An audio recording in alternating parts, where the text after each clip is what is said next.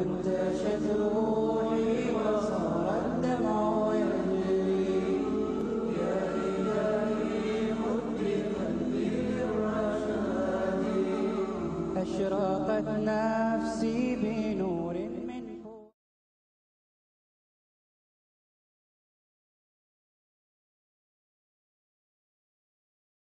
ইনশাআল্লাহ আপনাদের উপস্থাপন করবেন এবং মনোযোগ সহকারে তার বক্তব্য শুনবেন।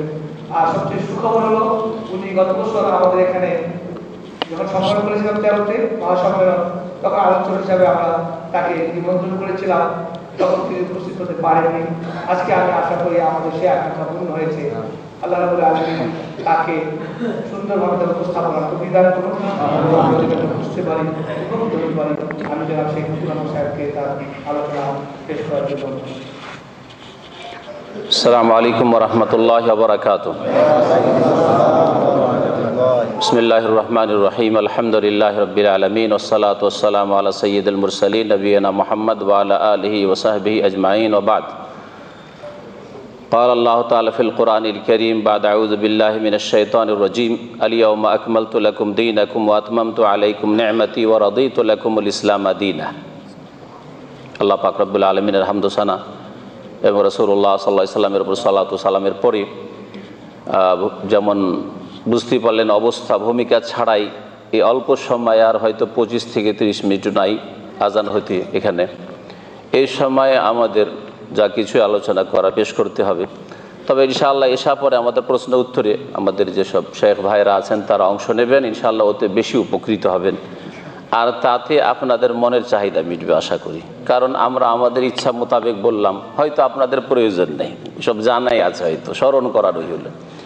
আর যেগুলো আপনারা জিজ্ঞাসা করবেন সেগুলো আপনাদের পিপাসা, আপনাদের তলব। ভিডিও লাইট বন্ধ করে, আমাদের ভিডিও বন্ধ করে, সব লাইটগুলো সব চেহারার দিকে আসছে, কষ্ট হচ্ছে, বন্ধ করে। রেকর্ডিং ওখানে সমস্যা হইতে পারে, থাক প্রয়োজন নাই। জি, এডিটিং হওয়ার পরে নেবেন সবচেয়ে ভালো। জি, লাইট ছাড়া যেটা করতে পারেন, লাইট ছাড়াটা করতে পারেন। লাইট জ্বালাবেন না, একটু সামনে চোখে যাবেন, লাইট লাগছে, বন্ধ করেন সবাই। তো ইনশাআল্লাহ তাআলা এসা পরে আমাদের প্রশ্ন উত্তর পর্ব থাকবে, আর তাতে বেশি আমরা লাভবান হতে পারব।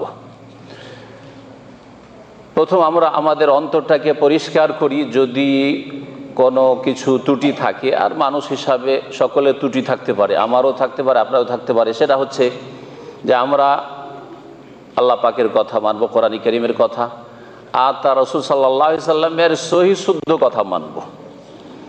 এই এমন একটা মূল পয়েন্ট মাঝামাঝি যেখানে সকলের আসা সম্ভব। এই মন মেজাজ নিয়ে যারা দিন ইসলাম শিখতে বসবে, শুনতে বসবে অথবা লেখাপড়া করতে বসবে, তারাই হেদায়েত পাবে। আর যদি কেউ সাইড কেটে থাকে, একটা পক্ষ নিয়ে থাকে, আর তারপরে আমাদের অনুকূলে কথা হলে অথবা লিখা হলে নিলাম, আর না হলে না নিলাম, তাদেরকে আল্লাহ কখনো হেদায়েত করবেন না, সে আমি হই আর আপনি হন। এই জন্য সবসময় আমরা প্রস্তুত থাকবো যে আল্লাহ পাকের কথা আসলে অবশ্যই মানবো, তার রাসূল সাল্লাল্লাহু আলাইহি সাল্লামের কথা যার তরফ থেকে আসুক, একজন সাধারণ মানুষের পক্ষ থেকে আসুক, মানবো। আল্লাহ যেন তৌফিক দান করেন আপনাদের সকলকে, আমাকে। আল্লাহ রাব্বুল আলামিন তার দিনকে কামিল করেছেন, পূর্ণাঙ্গ দিন, পূর্ণাঙ্গ জীবন বিধান, দিন ইসলাম।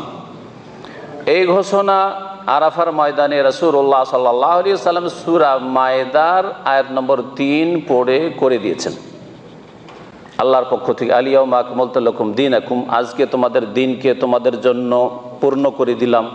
ওয়া আতমামতু আলাইকুম নি'মাতি, আমার নিয়ামত অনুগ্রহ তোমাদের উপর পরিপূর্ণ করলাম। ওয়া রাদিতু লাকুমুল ইসলাম দীনা, আর তোমাদের জন্য ইসলামকে তোমাদের দিন স্বরূপ, তোমাদের জীবন বিধান স্বরূপ, যাতে জীবনের প্রতিটি ক্ষেত্রে দিক নির্দেশনা রয়েছে, হেদায়েতনামা রয়েছে, তা আমি তোমাদের জন্য মনোনীত করলাম। আল্লাহ পাকের মনোনীত পছন্দনীয় দিন হচ্ছে দ্বীনে ইসলাম। এই দ্বীনে ইসলাম কোরআনে কারীমে রয়েছে, আর রাসূলুল্লাহ সাল্লাল্লাহু আলাইহি সাল্লামের হাদিসে রয়েছে। এই দ্বীনে ইসলাম যে যত সুন্দর করে পালন করবে, তত সুন্দর মুসলিম হতে পারবে। যা সহজ কথা, সবাই বুঝতে পারছেন। আল্লাহ যে দিনকে পূর্ণ করেছেন, পূর্ণ ইসলাম পালন করলে পূর্ণ মুমিন হবেন, খাঁটি মুমিন হতে পারবেন। আর যত কমাবেন তত আপনার ঈমান আমল কমবে, তত দুর্বল মুসলিম, নামধারী মুসলিম হবেন।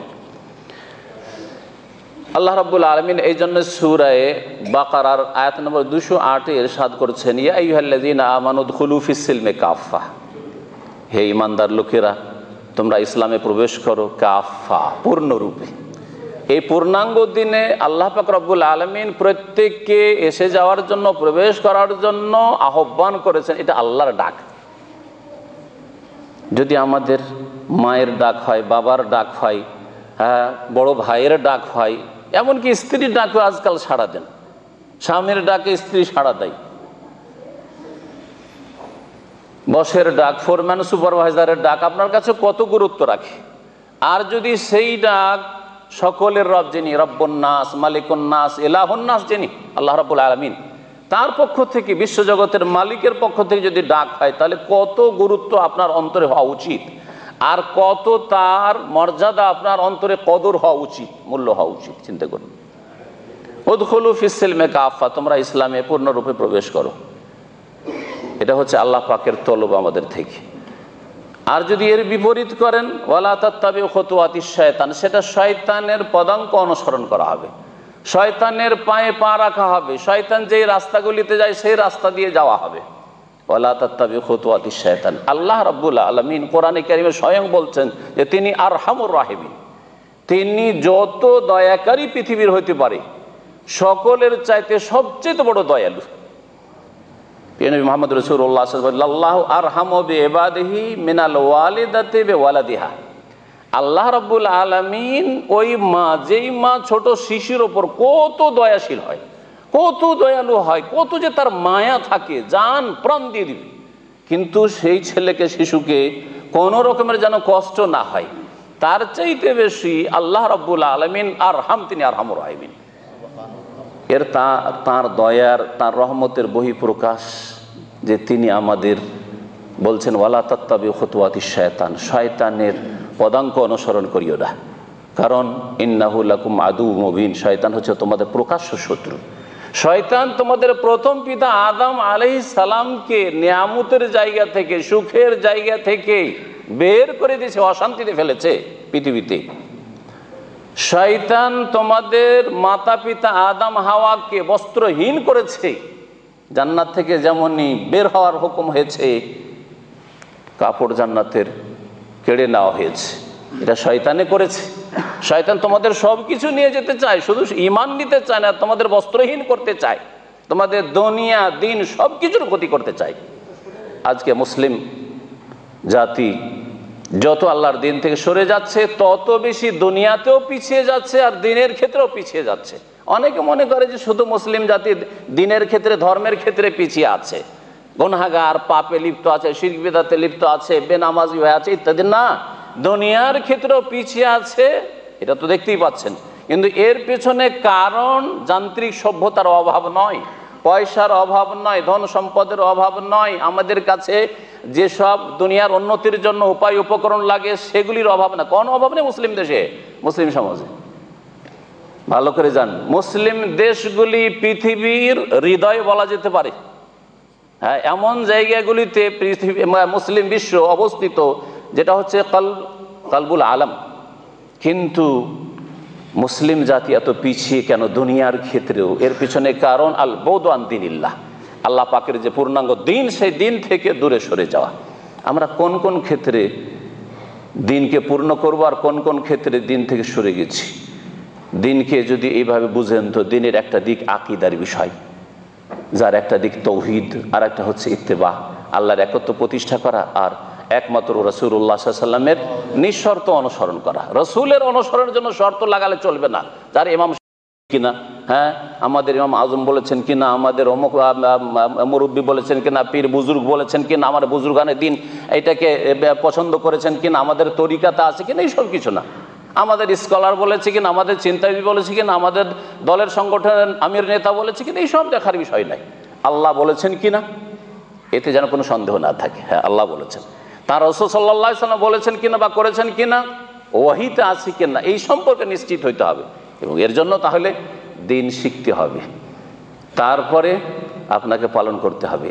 আকীদার কথা যদি বলা হয়, তৌহিদের কথা বলা হয়, তো এক শ্রেণীর লোকদের নাক সিটকানি শুরু হয়, গায়ের জ্বালা শুরু হয়।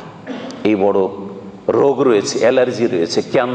তার মানে এখানে আপনার মধ্যে ত্রুটি রয়েছে। আকীদাতে হয় আল্লাহর একত্বের কথা বলা হচ্ছে, না হয় রসুলকে মানতে হবে বিনা কোনো শর্তে।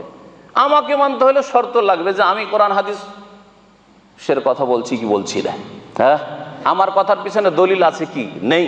কিন্তু রাসূলুল্লাহ সাল্লাল্লাহু আলাইহি ওয়াসাল্লামের কথাই দলিল, তার কাজটাই দলিল, তার অনুমোদন দলিল। সুতরাং এই ক্ষেত্রে তো দ্বিমত হওয়ার কথা নয়, এই ক্ষেত্রে তো গায়ের জ্বালা হওয়ার কথা নয়। তাওহীদের কথা বললে যদি এইরকম রোগ সৃষ্টি হয় তাহলে এটা কিসের লক্ষণ? তাওহীদ শুনলে কেন গায়ের জ্বালা লাগে? এটা তো কার লক্ষণ ছিল? কোরআন কারীমে আল্লাহ পাক বলেছেন যে ওয়াইযা যুকিরাল্লাযিনা মিন দুনিহি ইযা হুম ইস্তাবশিরুন। আল্লাহ ছাড়া অন্যের কথা বলেন, কিসসা কাহিনী, হ্যাঁ, দুর্গা দরগার কথা বলেন, খুব খুশি তারা। আর ওয়াইযা, তার আগে আল্লাহ বলছেন ইযা যুকিরাল্লাহু ওয়াহদাহু, এক আল্লাহর কথা যদি বলা হয়, ইসমাআজ্জাত কুলুবুল্লাযিনা লা ইউমিনুনা বিল আখিরাহ, যারা আল্লাহ পরকালে বিশ্বাসী নয়, যারা তাওহীদ প্রতিষ্ঠা করতে চায় না, যারা আল্লাহর নাযিলকৃত দ্বীন প্রতিষ্ঠা করতে চায়, তাদের ইসমাআজ্জাত, গায়ের জ্বালা শুরু হয়, অন্তরের জ্বালা শুরু হয়। তখন তারা বিভিন্ন রকমের তারা ভাইরাস ছড়ায়। কি ছড়ায়? যে এতে বিভেদ সৃষ্টি হচ্ছে, এতে ফিতনা সৃষ্টি, এগুলোকে তাওহীদকে ফিতনা। তাহলে আপনি বলুন, প্রিয় নবী মুহাম্মদ রাসূলুল্লাহ সাল্লাল্লাহু আলাইহি সাল্লাম, যার মাধ্যমে আল্লাহ এই দিনকে পূর্ণতা দান করেছেন, কমপ্লিট করেছেন, তার সিরতটি একটু পড়ে দেখুন। নবী করিম সাল্লাল্লাহু আলাইহি ওয়াসাল্লাম শুরু করেছেন তাওহীদ দিয়ে আর শেষ করেছেন তাওহীদ। আর তাওহীদের পরে 5 ওয়াক্ত সালাত শুরু করেছেন মক্কাতুল মুকাররমা থেকে। সালাত মেরাজ হয়েছে মক্কাতুল মুকাররমায়, সেখানে সালাত শুরু হয়েছে, মদিনায় এসে নয়। বাকি আপনার যাকাতের বিস্তারিত বিধিবিধান, সিয়াম, রোজা, হজ, উমরা ইত্যাদি, এগুলি সব বিধান এসছে। হেজাব, পর্দা ইত্যাদি যা কিছু বলবেন, মদ হারাম হওয়া, এই সমস্ত কিছু মদিনায় নাজিল হয়েছে। কিন্তু মক্কাতুল মুকাররমায় দ্বীন ইসলামের অত্যন্ত গুরুত্বপূর্ণ দুটি বিষয়, একটা হচ্ছে লা ইলাহা ইল্লাল্লাহ, অর্থাৎ আল্লাহর একত্ব তাওহীদ, আর তারপরেই হচ্ছে সালাত। ইসলামের যে দ্বিতীয় রুকন সালাত, প্রথম রুকন হচ্ছে শাহাদাতু আল্লা ইলাহা ইল্লাল্লাহ ও আন্না মুহাম্মাদুর রাসূলুল্লাহ। এই দুটো কথা দিয়ে শুরু করেছেন এবং শেষ করেছেন। শুধু আজকের আলোচনা এই দুটি কথা আপনাদের সিরাত থেকে বয়ান করি, তাহলে বুঝবেন যে আমাদের যদি কারো গায়ের জ্বালা হয় তাওহীদ সুন্নতের, তাওহীদের কথা শুনলে আর রাসূলের ইত্তেবা অনুসরণের কথা শুনলে, তাহলে আমাদের মধ্যে ত্রুটি রয়েছে। নবী করিম সাল্লাল্লাহু আলাইহি সাল্লাম যখন প্রথম ইসলামের দাওয়াত শুরু করলেন, তখন এই বলেই শুরু করেছিলেন, ইয়া আইয়ুহান নাস কুলু লা ইলাহা ইল্লাল্লাহ তুফলিহু। হে মানব সকল, সকল মানুষকে ডাক দিয়ে বলেছিলেন, কুলু লা ইলাহা ইল্লাল্লাহ, বলো আল্লাহ ছাড়া কেউ সত্য মাবুদ নেই। কোন মন্ত্র পড়াননি। মন্ত্র পড়ার ব্যাপার স্যাপার হলে আরবদের জন্য মন্ত্র পড়া কোনো ব্যাপার ছিল না। মন্ত্র পড়বো, দুর্গা পূজা করবো, হ্যাঁ, লাতুজা মানাতেরও পূজা করব। যেমন আমাদের দেশে এই লা ইলাহা ইল্লাল্লাহ কলমা সবচেয়ে বেশি জিকির হয় আর সবচেয়ে বেশি শিরিক হয়। লা ইলাহা ইল্লাল্লাহর জিকিরও চলছে লাখে লাখে, আর খতমে ইউনূসের এই বিদাতও চলছে, আবার কবর মাজার পূজা দরগাও চলছে। এই ইসলাম তো আল্লাহ চান নাই। লা ইলাহা ইল্লাল্লাহ মানে লা আগে করো, বাতিলগুলিকে ধূলিসাৎ করো, বহুত্ববাদকে ধূলিসাৎ করো, ইল্লাল্লাহর এক আল্লাহর তাওহীদ প্রতিষ্ঠা করো, অন্তর প্রতিষ্ঠা করো, কথায় প্রতিষ্ঠা করো, কাজে প্রতিষ্ঠা করো, সার্বিক জীবনে তাওহীদ প্রতিষ্ঠা করো। এই তো লা ইলাহা ইল্লাল্লাহর অর্থ। আর মুহাম্মদুর রাসূলুল্লাহ মানহাজ শিখানো হয়েছে যে এই আল্লাহর তাওহীদ প্রতিষ্ঠা করতে হলে রাস্তা একটা, ওইটা রাসূলের রাস্তা দিয়ে আসতে হবে। যেই রেসালাতের তুমি শাহাদাত দিয়েছো আশহাদু আন্না মুহাম্মাদুর রাসূলুল্লাহ বলে, সেই রাসূলের তরিকা দিয়ে আসতে হবে। এই শিক্ষা দিয়ে রাসূলুল্লাহ সাল্লাল্লাহু আলাইহি সাল্লাম শুরু করেছে, ইয়া আইয়ুহান নাস, হে মানব সকল, কুলু লা ইলাহা ইল্লাল্লাহ, তোমরা বলো আল্লাহ ছাড়া কেউ সত্য মাবুদ নেই। তাহলে কি হবে? তুফলিহু, তোমরা সার্বিক কল্যাণ হাসিল করবে, তোমরা দুনিয়া আখিরাতে সুখী হয়ে যাবে। তুফলিহু, এই ফালাহর কথা হাইয়া আলাল ফালাহ নামাজে একামতে বলা হয়, কাদ আফলাহাল মুমিনুন। তাহলে এটাই হচ্ছে আমাদের কাম্য। মুসলিম জীবনে মুসলিমের জন্য সবচেয়ে বড় টার্গেট হচ্ছে ফালাহ হাসিল করা। এই জন্য ফালার কথা, আজান, একামত এবং কোরআনে কারীমে বহু আয়াত, কাদ আফলাহা মান যাক্কাহা ওয়া কাদ খাবা মান দাসসাহা, কত আয়াতে নেবেন যেগুলিতে ফালার কথা আল্লাহ রাব্বুনা বলেছেন। তো এই ফালাহ হাসিল হবে লা ইলাহা ইল্লাল্লাহর প্রতিষ্ঠার মাধ্যমে, মুহাম্মদুর রাসূলুল্লাহর প্রতিষ্ঠার মাধ্যমে, তাওহীদি জীবন গড়ার মাধ্যমে, সুন্নতের অনুসরণের জীবন গড়ার মাধ্যমে, শিরক মুক্ত হওয়ার মাধ্যমে, বিদআত মুক্ত হওয়ার মাধ্যমে। আর ওই রাস্তা দিয়ে আসতে হবে যেই রাস্তা দিয়ে সংস্কার করেছেন, সংশোধন করেছেন প্রিয় নবী মুহাম্মদুর রাসূলুল্লাহ সাল্লাল্লাহু আলাইহি ওয়াসাল্লাম।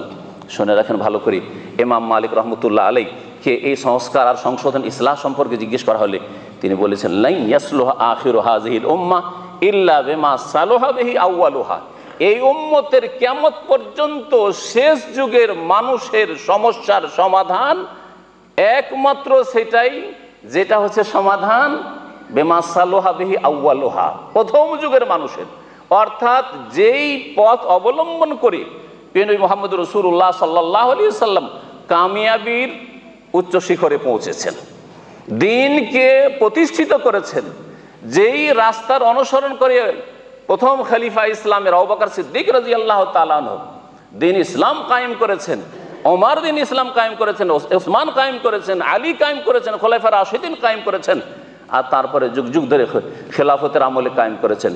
ঠিক ওই রাস্তা দিয়েই আসতে হবে আমাদেরকে, ইল্লা বিমা সালাহা বিহি আউয়ালুহা, প্রথম যুগের সংশোধনের তরিকাই আমাদের জন্য তরিকা। প্রথম যুগে যে ইসলামটা ছিল সেটা হচ্ছে ইসলাম।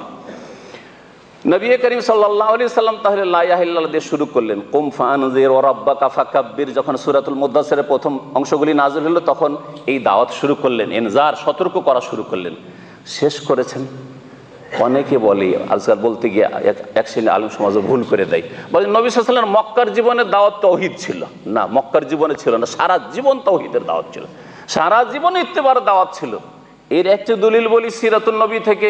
নবী করিম সাল্লাল্লাহু আলাইহি সাল্লামের যখন ইন্তেকাল হয়, মারাদুল মউতে যখন শয্যায় যখন শায়িত, শেষ যে উপদেশ ছিল সে দুটি উপদেশ, আপনাদের কার জানা আছে একটু হাত উঠিয়ে বলেন।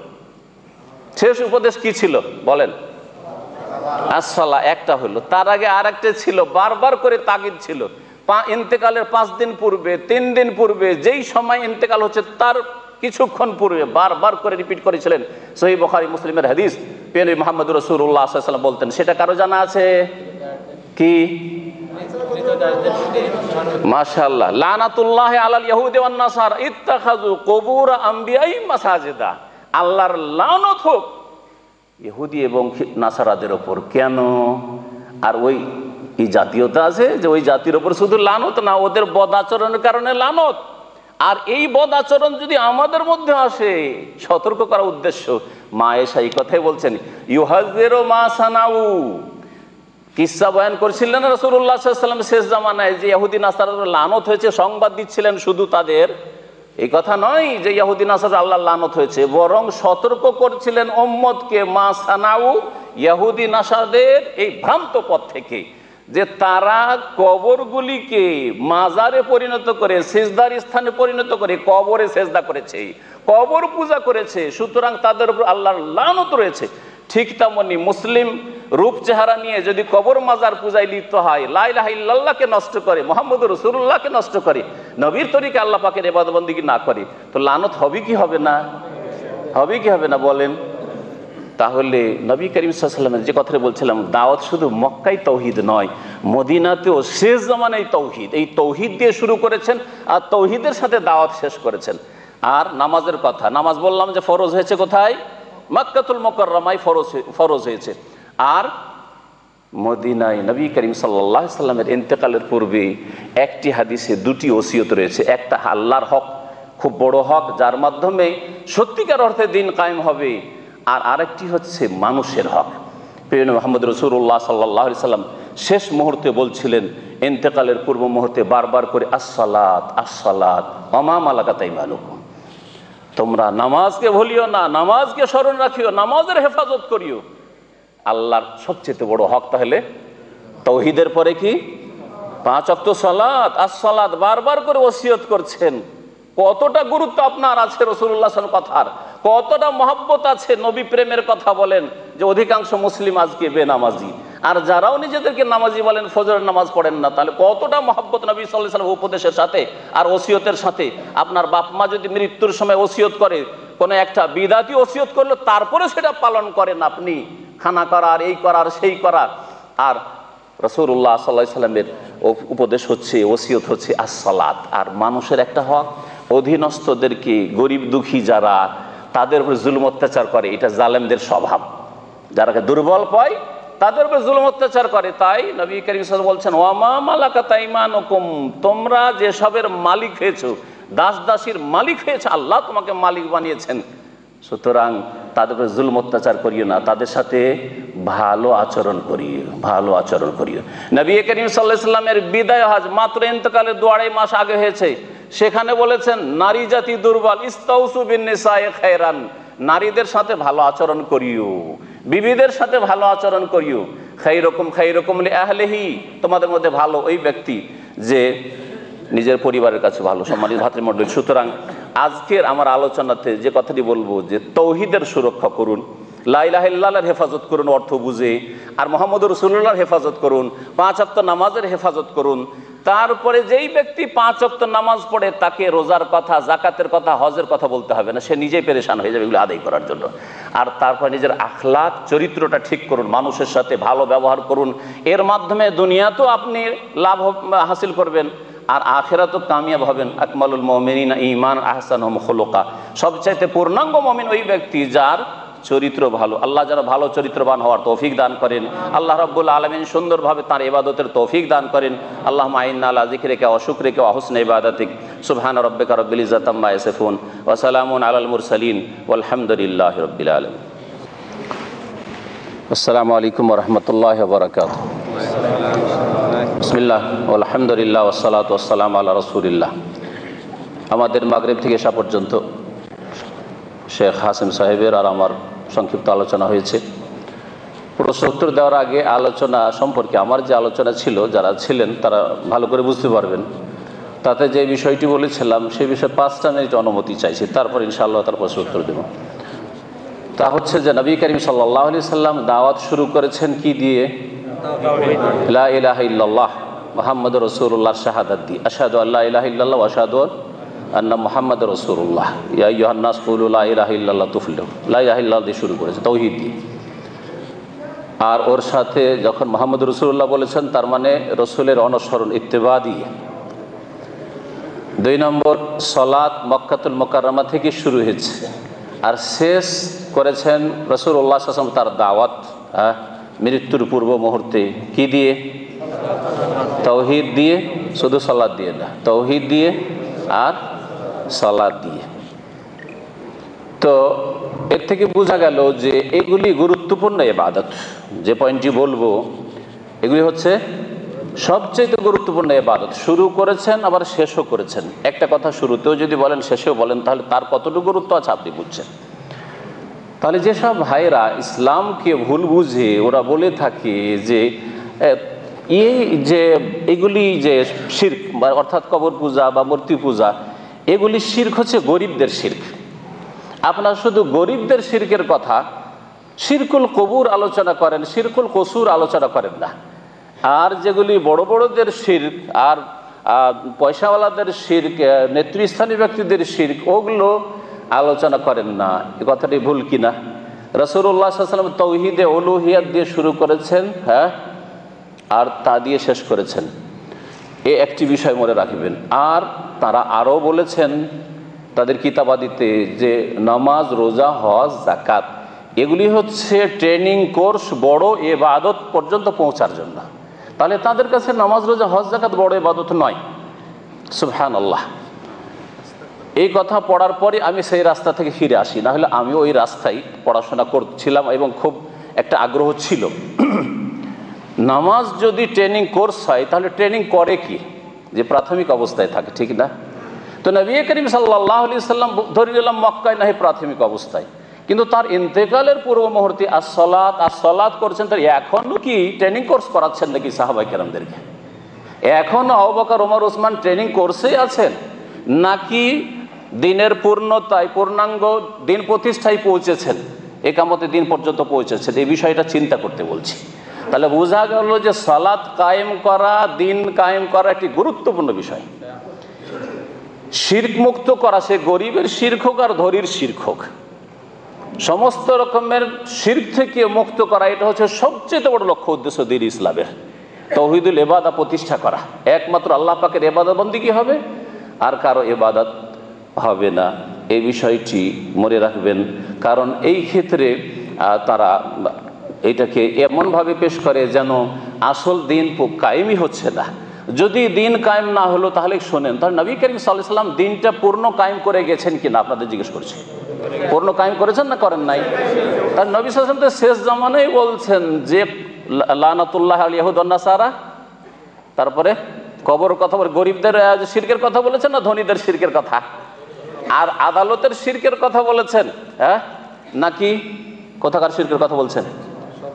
ইত্তাখাযু কুবুর আম্বিয়াহি মাসাজিদ, তাহলে কবর গরিবদের শিরকের কথা বলেছেন। আশা করি বুঝতে পারছেন। তাহলে বোঝা গেল যে নবী শেষ জামানায় তো গরিবদের শিরকের কথা, যেটা তাদের ভাষা, আমরা কিন্তু গরিবের শিরক বলছি না, এটা সকল স্তরে সবচেয়ে বড় শিরক।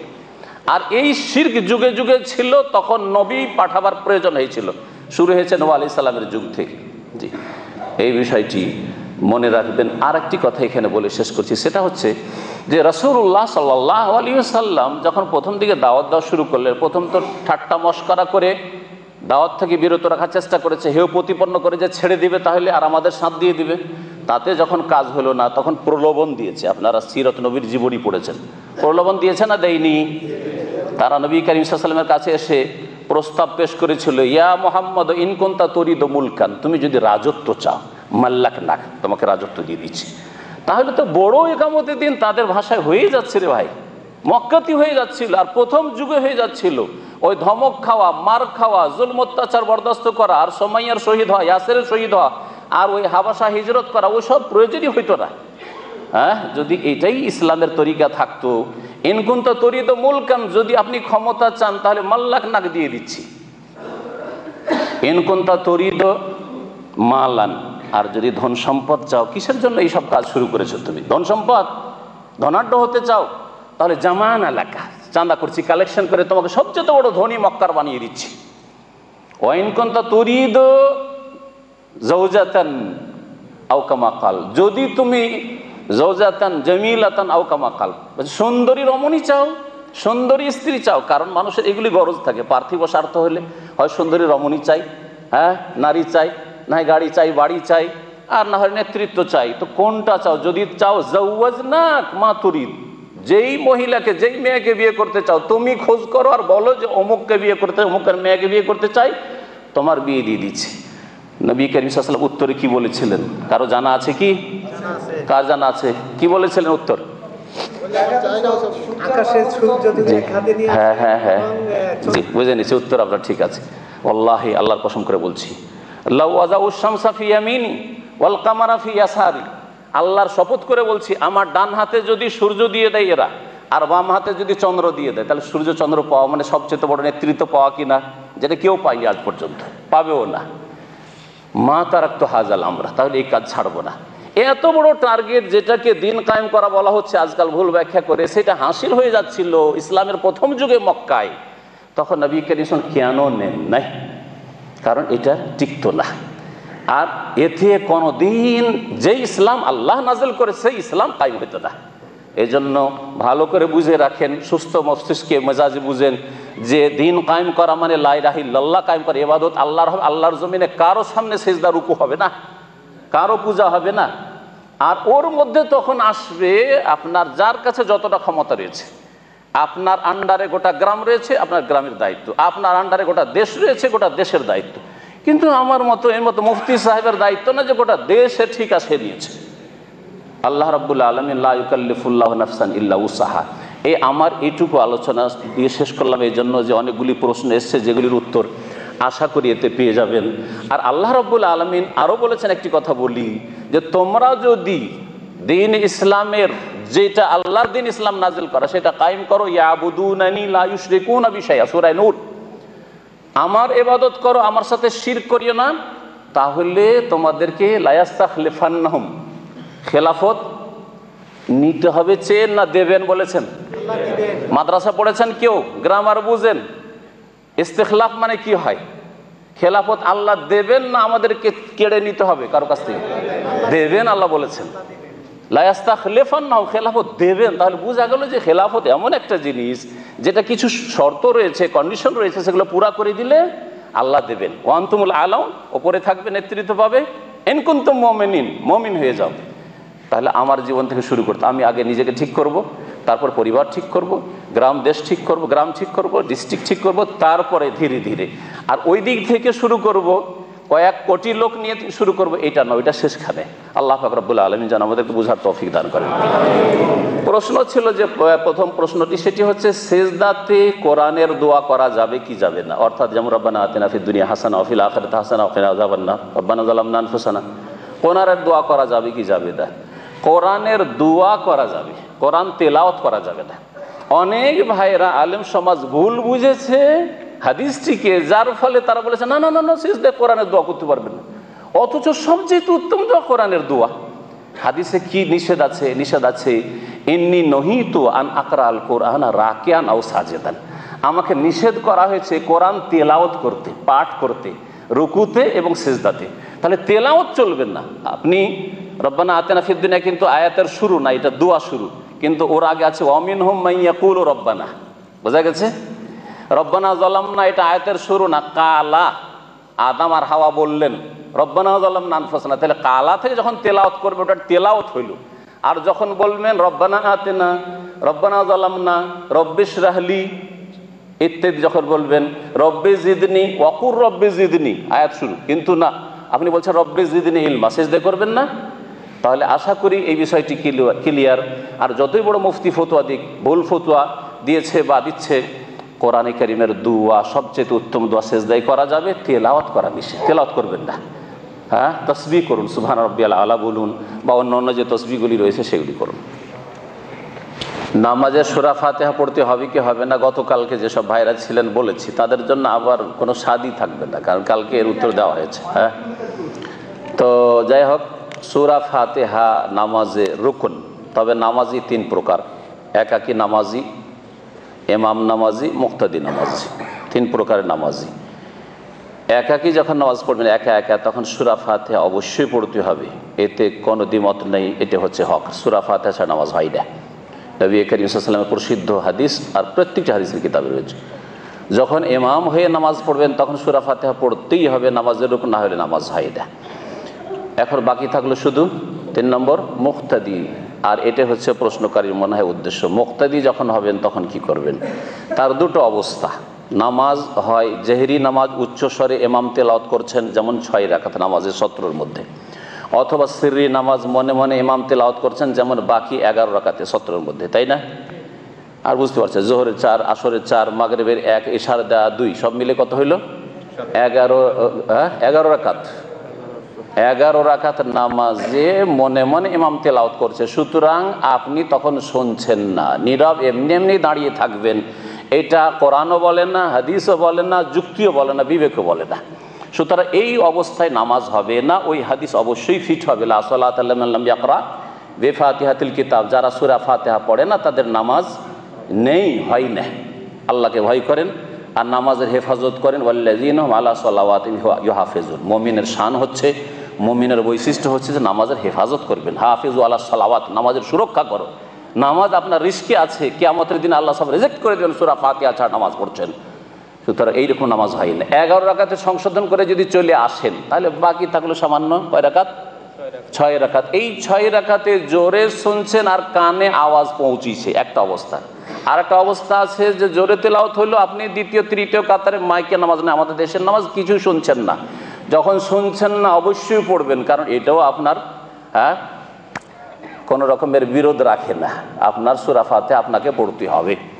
একমাত্র প্রথম দ্বিতীয় কাতারে যারা কাছাকাছি আছেন, হয়তো সূরা ফাতিহা শুনতে পাচ্ছেন, আমি শুনবো না পড়বো, আল্লাহ শুনতে বলেছেন, হ্যাঁ কোরআন কারীম তেলাওয়াত হলে তোমরা শুনো, নীরব থাকো, আল্লাহ রহম হবে, আপনাকে সংশয় হচ্ছে। এই ক্ষেত্রে অধিকাংশ ওলামারা বলছেন যে না পড়লেই চলবে, না পড়লে চলবে, পড়তে হবে না।